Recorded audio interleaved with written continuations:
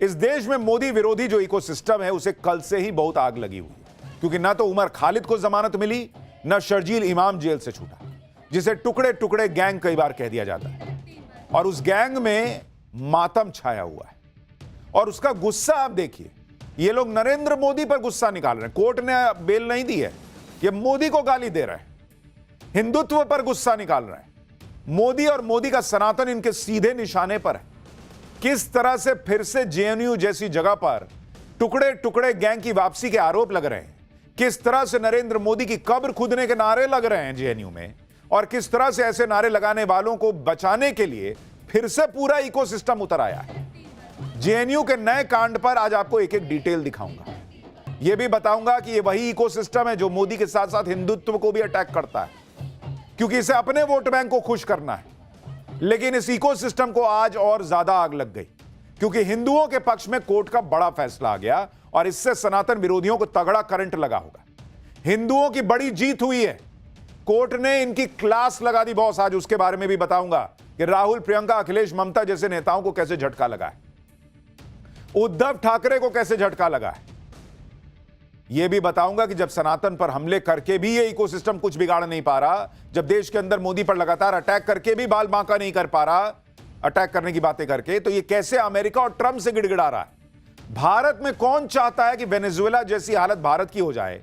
कांग्रेस में किसने कह दिया कि जैसे वेनेजुएला के राष्ट्रपति को ट्रंप आधी रात को उठाकर ले गए वैसे मोदी को भी उठा के ले जाएं। कौन पीएम मोदी की किडनैपिंग की बातें करने लगा है। क्या लेवल हो गया इन लोगों की पॉलिटिक्स का। मोदी और हिंदुत्व कैसे इनके निशाने पर हैं। मोदी की कब्र खोदने वालों का दिल्ली पुलिस क्या अब इलाज करने जा रही है, सब बताऊंगा। बॉस, इस देश में गजब ही हो रखा है।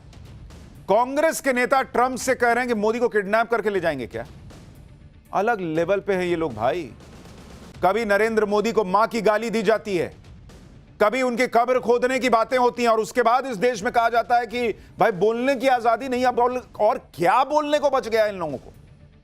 नरेंद्र मोदी से नफरत में ये लोग किस कदर अंधे हो चुके हैं, ये हम आपको आगे दिखाएंगे। लेकिन पहले ये देखिए कि इस इकोसिस्टम के अंदर नरेंद्र मोदी से नफरत की आग कैसे भड़की हुई। जेएनयू के अंदर फिर से टुकड़े टुकड़े गैंग की वापसी के आरोप लग रहे हैं और नरेंद्र मोदी के खिलाफ खतरनाक नारे लग रहे हैं। जेएनयू के अंदर कल रात क्या हुआ, कैसे मोदी की, शाह की कब्र खुदेगी जेएनयू की जमीन पर। ये छात्र हैं बॉस, ये पढ़ने आए हैं। मोदी की कब्र खोदने की बात कर रहे हैं देश के प्रधानमंत्री की। ये छात्र हैं। इनके मां बाप भी नहीं पूछते हैं क्या इनसे कि तुमको पढ़ने भेजा है कि कब्र खोदने भेजा है जी। कभी देश विरोधी नारे लगाना, कभी अफजल हम शर्मिंदा हैं तेरे कातिल जिंदा हैं, कभी देश के प्रधानमंत्री के कब्र खोदने की बातें करना, देश के टुकड़े टुकड़े करने की बातें करना, कभी नरेंद्र मोदी से लेकर अमित शाह तक को टारगेट करना, मारने की बातें करना। ये कौन सा कल्चर चल रहा है बॉस जेएनयू के अंदर। मोदी विरोधी इकोसिस्टम ने हद ही मचा रखी है। लिमिट क्रॉस है भाई। ये लोग ये सब करते हैं बोलने की आजादी के नाम पर, लेकिन इनकी सोच समझ का हाल देखिए कि मोदी के खिलाफ नारे लगा रहे हैं, अंबानी अडानी की भी कब्र खुदने जैसे नारे लगा रहे हैं। आप समझिए कि ये कहां से कहां क्या तार जुड़ रहा है। सोचिए, अभी तो ये यूनिवर्सिटी में ये सब नारे लगा रहे हैं। यूनिवर्सिटी से निकलेंगे तो कहीं जॉब करने जाएंगे तो किसी अंबानी अडानी के यहां ही ना जॉब करोगे जी। अंबानी अडानी कौन है, बिजनेसमैन है, कहीं ना कहीं तो नौकरी करोगे। कि सारा जेएनयू जो है वो खेती करेगा या अपनी नौकरी करेगा। आप सोचिए, अंबानी अडानी करके इस देश के युवाओं के दिमाग में कैसे जहर भरा जा रहा है। मोदी, अडानी, अंबानी, ये वो प्रोपेगेंडा है जो हमारे यहां कांग्रेस और इंडी गठबंधन वाले दिन रात फैलाते रहते हैं। यही प्रोपेगेंडा इनके दिमाग में भर गया और नतीजा है कि मोदी, अडानी, अंबानी के मरने मारने की बातें हो रही। नरेंद्र मोदी तो इनके सीधे टारगेट पर हमेशा रहे, लेकिन साथ ही साथ इनके निशाने पर मोदी का हिंदुत्व, मोदी का सनातन भी है। जेएनयू में मोदी, शाह और अंबानी अडानी के अलावा भगवा के खिलाफ भी नारे लगे, बीजेपी आरएसएस के खिलाफ भी नारे लगे। एक बार ये वीडियो भी सुन लीजिए, फिर आपको बताता हूं कि ये नारे लगाने वाले थे कौन, इनके बारे में क्या पता चला, इनका नाम क्या है, दिल्ली पुलिस इनका क्या इलाज करने जा रही है, और इन नारों पर भी इनको बचाने के लिए कौन खड़ा हो गया है। जेएनयू में जिस वीडियो में विवादित नारे लगाने के आरोप लग रहे हैं, उस वीडियो में कई छात्र दिख रहे हैं। एक लड़की नारे लगा रही है और बाकी छात्र उसे रिपीट कर रहे हैं।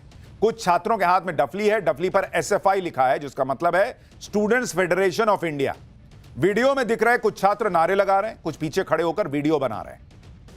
जेएनयू में ये जो नारे लग रहे हैं, वो नारे लगाने वाले कौन थे, कल रात को जेएनयू में क्या हुआ, उसके बारे में डिटेल से पता किया। जेएनयू में कल रात कुछ छात्रों ने प्रदर्शन किया। उसी प्रदर्शन के दौरान 35 सेकंड का यह वीडियो वायरल हो रहा है, जिसमें नरेंद्र मोदी और भगवा के खिलाफ नारे लगे, नरेंद्र मोदी और अमित शाह के कब्र खोदने के नारे लगे। इस वीडियो को उस प्रदर्शन में ही शामिल लोगों ने बनाया और उन्हीं के जरिए यह वीडियो बाहर आया। यूनिवर्सिटी प्रशासन के मुताबिक यह प्रदर्शन जेएनयू में साबरमती हॉस्टल के बाहर कल रात 10 बजे हुआ। यूनिवर्सिटी प्रशासन के मुताबिक यह जेएनयू छात्र संघ से जुड़े छात्रों ने इस प्रदर्शन को आयोजित किया था। इस प्रदर्शन को a night of resistance with guerrilla dhaba नाम दिया गया। दावा है कि 5 जनवरी 2020 को जेएनयू में जो हिंसा हुई थी, उसी के खिलाफ हर साल की तरह इस बार भी प्रदर्शन किया जा रहा था। हालांकि यूनिवर्सिटी प्रशासन के मुताबिक इस प्रदर्शन की आड़ में ही उमर खालिद और शर्जील इमाम पर सुप्रीम कोर्ट के फैसले को लेकर पीएम मोदी और अमित शाह के खिलाफ नारे लगाए गए। भाई 2020 में चीज हुई, तुम 2026 में मोदी और शाह की कब्र खोद रहे, कौन बात का? और वो भी उसी दिन जिस दिन उमर खालिद और शर्जील इमाम को जो है वो बेल नहीं मिली। ये सिर्फ कोइंसिडेंस है। बीजेपी भी दावा कर रही है कि जिस दिन उमर खालिद और शर्जील इमाम के खिलाफ फैसला आया, उसी रात को विरोध प्रदर्शन की आड़ में पीएम मोदी और अमित शाह के खिलाफ जहर उगला गया है। एक बार बीजेपी को सुनिए, फिर आपको बताता हूं कि इस मामले में दिल्ली पुलिस क्या कर रही है। मैं समझता हूं जेएनयू को कुछ लोग टुकड़े टुकड़े गैंग का एक अड्डा बना रखा है और उसमें राहुल गांधी जैसे मानसिकता, विकृत मानसिकता के लोग, टीएमसी जैसे, कम्युनिस्ट जैसे, ये सारे लोग टुकड़े टुकड़े गैंग के रूप में, और मोदी और अमित शाह कब्र खोदेगा। अरे मोदी अमित शाह भारत के दुश्मनों का कब्र खोदते हैं। और मुझे तो लगता है ऐसे लोगों पर देशद्रोह का मुकदमा चलना चाहिए। देखिए, सांपों के फन कुचले जा रहे हैं और सपोले बिलबिला रहे हैं।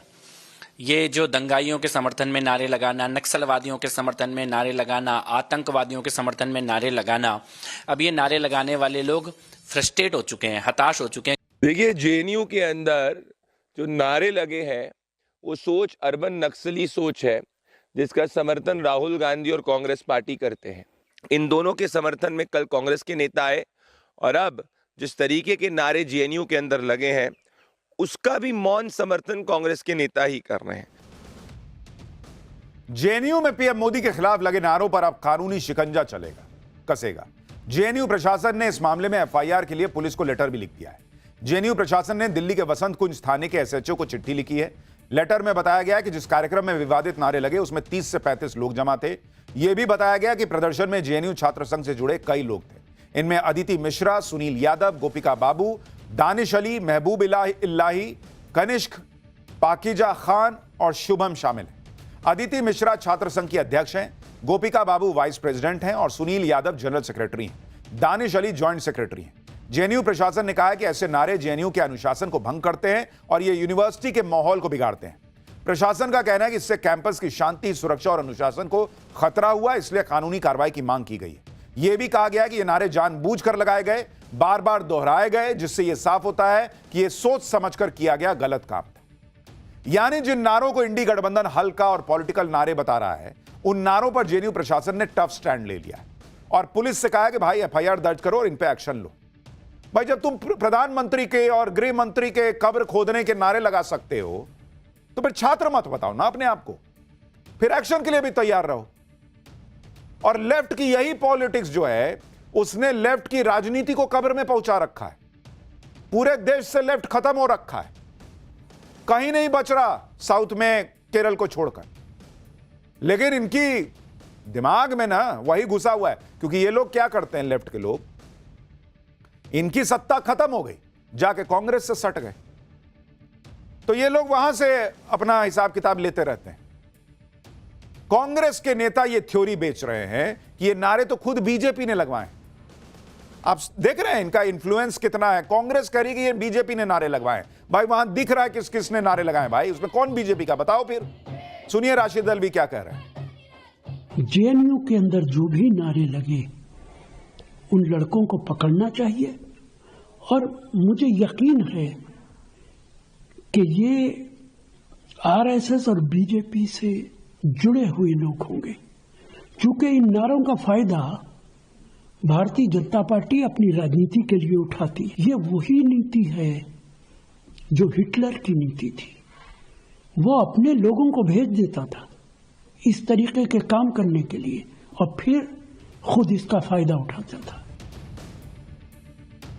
इन लोगों का हर बार का हिसाब यही है। चुनावी मंच से नरेंद्र मोदी को मां की गाली दी गई, होगा कोई बीजेपी का आदमी होगा, बाद में निकला कौन।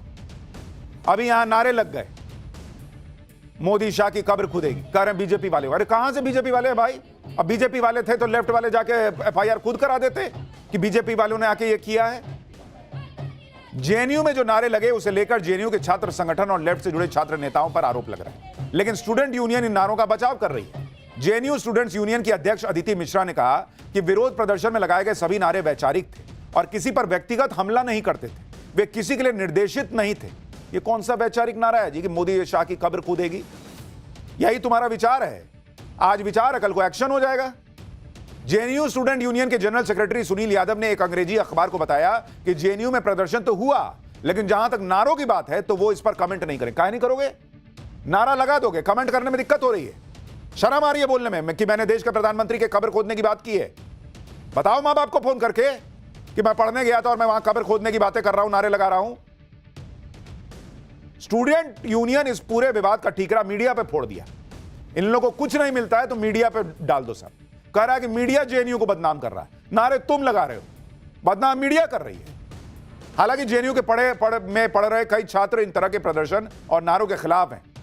एबीवीपी से जुड़े छात्र नेता और बाकी स्टूडेंट क्या कह रहे हैं, सुनिए एक बार। कतई निंदनीय है, इनकी कड़े से कड़े शब्दों में निंदा होनी चाहिए। ऐसे नारे भारत की संप्रभुता और भारत की जो अखंडता है उसके लिए एक बहुत बड़ा खतरा है, और देश भारत के प्रधानमंत्री और गृह मंत्री के खिलाफ भी नारेबाजी होती है और एबीपी आरएसएस की कब्र खोदने की बात कही जाती है। यूनिवर्सिटी में सेमेस्टर ब्रेक चल रहा है तो यहाँ पे जनरली छात्र नहीं है। अच्छा, छात्र छुट्टियों पे हैं। छात्र जो कल प्रोटेस्ट ऑर्गेनाइज किया गया था वो जेएनयू जो चुन के इस पर आए, वामपंथी चुन के आए चारों के चारों सीट पे, उनके द्वारा, उन्हीं के कुछ जो लोग हैं उनके द्वारा भी, क्योंकि जेएनयू के नाम पे जो होता है बस उनके नाम पे हर बार जेएनयू के आम छात्र इसमें घसीटे जाते हैं। हमने हमारे जो जनरल सेक्रेटरी जो इसी बार चुन के आया, उनके द्वारा इस तमाम नारेबाजी प्रोटेस्ट ऑर्गेनाइज किया गया था, वही मतलब लाइमलाइट का चेहरा वही थे। इस देश को तोड़ने की साजिश रच रहे हैं, उनके समर्थन में आप नारेबाजी कर रहे हैं। अभी कुछ दिन पहले हेडमा का एनकाउंटर हुआ, उसके समर्थन में आप नारेबाजी करते हैं। बसवा राजू को मारा गया, उसके समर्थन में आप नारेबाजी करते हैं। अब जल को जब फांसी हुई तब भी आपने नारेबाजी की, अब जल शर्मिंदा है, तेरे कातिल जिंदा है। तो भारतीय संविधान, भारतीय कानून, भारतीय न्यायपालिका जिसके तहत इनको सजा मिल रही। देखिए एग्जैक्टली नारे किसने लगाए ये तो पुलिस जांच में निकाल लेगी, क्योंकि भाई रात का वक्त है, कौन बोल रहा है नहीं बोल रहा है हम कमेंट नहीं कर सकते कि भाई इसी ने बोला है। लेकिन वहां छात्र संघ के लोग दिख रहे हैं, यह आरोप है। वहां एसएफआई की डफली दिख रही है, यह आरोप है। वहां प्रदर्शन हुआ था, यह आरोप है। और सबसे बड़ी बात, किसी भी बात को लेकर गुस्सा है। क्या नारों की गरिमा नहीं होनी चाहिए? छात्र हो, प्रदर्शन करना करो, कब्र खोद देंगे, ये क्या चल रहा है भाई? जेएनयू में जो नारे लगे हैं उसका बचाव कोई कुछ भी कहकर कर ले, लेकिन सच यही है कि कल ही उमर खालिद और शर्जील इमाम पर सुप्रीम कोर्ट का फैसला आया, और जो मोदी विरोधी इकोसिस्टम है वो सोच रहा था कि उमर खालिद जेल से बाहर आ जाएगा, शर्जील इमाम बाहर आ जाएगा। कहा है भाई तुम सोच लिए तो बाहर आ जाएगा, लेकिन उनको दिखा कि भाई उनके लेने के देने पड़ गए। सुप्रीम कोर्ट ने इनके ऐसे धागे खोल दिए कि अब ये 1 साल तक बेल भी नहीं मांग सकते। मतलब सुप्रीम कोर्ट ने तो बेल नहीं दी, एक तरह से यह भी कह दिया कि 1 साल दिख मत जाना, क्योंकि 1 साल बेल के लिए अप्लाई भी नहीं कर सकती ये लोग। इसलिए कल से कुछ ज्यादा ही इकोसिस्टम में आग लगी हुई है, क्योंकि ये उमर खालिद और शर्जील इमाम के लिए माहौल खूब बना रहे थे। ये लोग तो सालों से यही माहौल बना रहे हैं कि उमर और शर्जील तो बेगुनाह हैं, दोनों को फंसाया जा रहा है। सालों से ये लोग यही माहौल बना रहे थे कि किसी को इतने लंबे वक्त तक जेल में नहीं रखा जाना चाहिए। जमानत मौलिक अधिकार है, मौलिक अधिकार याद रहता है, देश के प्रति मौलिक कर्तव्य याद नहीं रहता है। चिकन स्नैक को काट दो ये याद रहता है, ये मौलिक अधिकार है तुम्हारा चिकन नेक्स काट देना, उसकी बात करना। सुप्रीम कोर्ट के कल के फैसले ने पूरे इकोसिस्टम को हिला कर रख दिया। इसलिए कह रहे हैं कि 2020 के मामले पर प्रदर्शन कर रहे थे, लेकिन कहा यही जा रहा है कि आग उसी फैसले से लगी हुई और इसीलिए बोलते बोलते मोदी शाह की कब्र खोदने तक चले गए। आप देखिए कि उमर खालिद और शर्जील इमाम को छुड़वाने के लिए इन लोगों ने क्या क्या नहीं किया था। भाई, न्यूयॉर्क शहर के मेयर जोरान ममदानी ने उमर खालिद के समर्थन में जो चिट्ठी लिखी थी उसको लास्ट मिनट पे वायरल कर दिया, फैसला आने के ठीक पहले। जोरान ममदानी ने तिहाड़ में बंद उमर खालिद को हाथ से लिखी एक चिट्ठी भेजी। यह चिट्ठी ममदानी ने 1 जनवरी 2026 को मेयर पद की शपथ लेने के बाद यह चिट्ठी सामने आई। लेटर में ममदानी ने उमर के लिए एकजुटता और समर्थन जताया। ममदानी ने लिखा कि डियर उमर, मैं अक्सर तुम्हारे उन शब्दों को याद करता हूं जिनमें तुमने कड़वाहट को खुद पर हावी ना होने देने की बात कही थी। तुम्हारे माता पिता से मिलकर खुशी हुई, हमें तुम्हारी चिंता है। उमर खालिद की चिंता है तुमको। अब वो जो दिल्ली दंगे में हिंदू मर गए उनकी चिंता नहीं है, वो जो मासूम लोग मर गए उनकी चिंता नहीं है तुमको। और किसकी चिंता कर रहा है वो न्यूयॉर्क का मेयर, आपको पता है? जिसके लिए सुप्रीम कोर्ट कह रहा है कि बेल नहीं दे सकते, प्राइमा फेसी मामला दिख रहा है। जमानत अर्जी पर सुनवाई से ठीक पहले सुप्रीम कोर्ट पर दबाव डालने के लिए उमर खालिद के मुद्दे को अमेरिका तक खींच के ले जाया गया। लास्ट मिनट पे कैसे नोट वायरल हो गया जी? और दोनों को ऐसा दिखाया गया जैसे ये दंगे के आरोपी नहीं, बाप रे बाप, कोई मसीहा है, कोई एक्टिविस्ट है जो बेचारे प्रताड़ित हैं कि जेल में बंद कर दिया है। इतना ही नहीं, भारत के टुकड़े करने की बात करने वाले इन आरोपियों का बचाव हमारे यहां कई नेता कर रहे थे, आज भी कर रहे हैं। कोई सुप्रीम कोर्ट के फैसले पे सवाल उठा रहा है, कोई जेएनयू के नारों को जस्टिफाई कर रहा है। भाई, कि क्या ही हो गया अगर कह दिए कि मोदी शाह की कब्र खुदेगी, तो नारा ही है, क्या हो गया इसमें? सुनिए कैसे कैसे तर्क दिए जा रहे हैं। इस तरह से नैरेटिव बनाया जा रहा है कि मोदी जी की और अमित शाह जी की कब्र खुदेगी। अरे कौन सी बड़ी बात है? इससे ज्यादा तीखे नारे हम लोग लगाते थे कैंपस में और कभी कोई नोटिस नहीं लेता था। कौन सी ऐसी बड़ी बात है अगर छात्रों ने कर दिया? जेएनयू को बनाने वाली इंदिरा जी थी और उसी कैंपस में, उसी यूनिवर्सिटी में कभी घुस नहीं पाई, कभी भाषण नहीं दे पाई।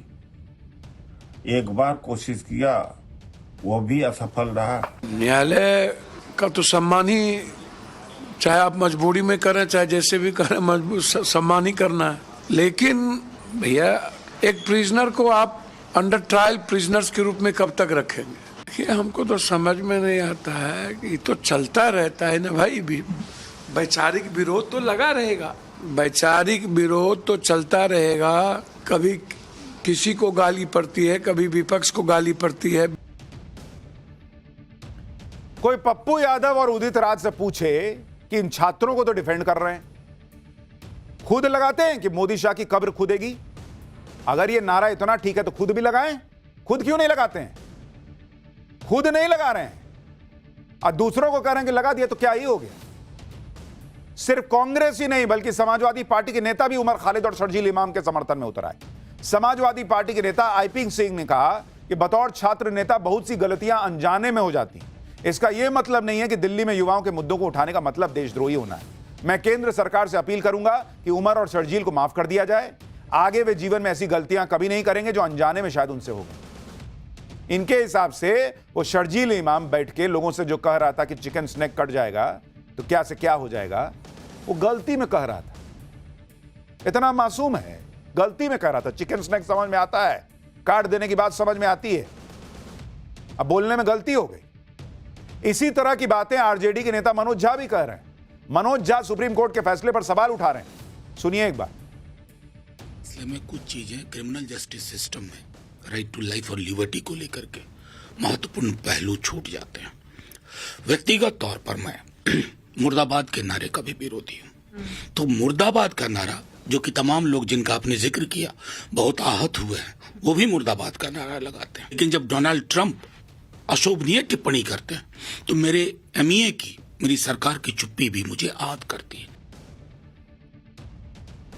आप देखिए कि प्रधानमंत्री मोदी से नफरत के चक्कर में कैसे इंडी और कांग्रेस के नेता इस हद तक पहुंच गए कि पीएम मोदी की कब्र खुदने वाले नारों को पॉलिटिकल नारे और वैचारिक विरोध कहकर डिफेंड कर रहे हैं। भारत को तोड़ने के नारे लगाने के आरोप में घिरे उमर खालिद और शर्जील इमाम को भी बेगुनाह बताया जा रहा है। इतना ही नहीं, उमर और शर्जील के सपोर्ट में कांग्रेस नेता सुप्रीम कोर्ट के फैसले तक पर सवाल उठा दे रहे हैं। लेकिन उमर और शर्जील इमाम को डिफेंड करने वाले नेताओं को देखना चाहिए कि सुप्रीम कोर्ट ने फैसले में क्या कहा। उमर और शर्जील इमाम की जमानत याचिका पर अदालत ने कहा कि अभियोजन और सबूत दोनों के लिहाज से उमर, खालिद और शर्जील इमाम की स्थिति दूसरे 5 आरोपियों की तुलना में अलग है। कथित अपराधों में इन दोनों की मुख्य भूमिका रही है। इन दोनों की हिरासत की अवधि भले ही लंबी रही हो, लेकिन यह न तो संवैधानिक प्रावधानों का उल्लंघन करती है और न ही संबंधित कानूनों के तहत लगे वैधानिक प्रतिबंधों को निष्प्रभावी करती है। पहली नजर में जो भी मटेरियल्स दिए गए हैं उसके हिसाब से इनकी एक केंद्रीय और निर्माणात्मक भूमिका रही है। प्लानिंग, मोबिलाइजेशन और स्ट्रैटेजिक डायरेक्शन देने के लेवल पर इन्वॉल्वमेंट रही है इनकी, जो कि सिर्फ लोकलाइज्ड नहीं थी। 5 दूसरे आरोपियों गुलफिशा फातिमा, मीरान हैदर, मोहम्मद समीर खान, शादाब अहमद और शिफाउर रहमान को जमानत मिलने से उनके खिलाफ लगे आरोपों में कोई नरमी नहीं आती। खालिद और इमाम की जमानत याचिका पर 1 साल रोक रहेगी, यानी इस मामले में संरक्षित गवाहों की गवाही पूरी हो जाएगी या इस आदेश को 1 साल पूरा हो जाएगा। इन दोनों में से जो पहले हो तब आरोपी जमानत के लिए आवेदन कर सकते हैं।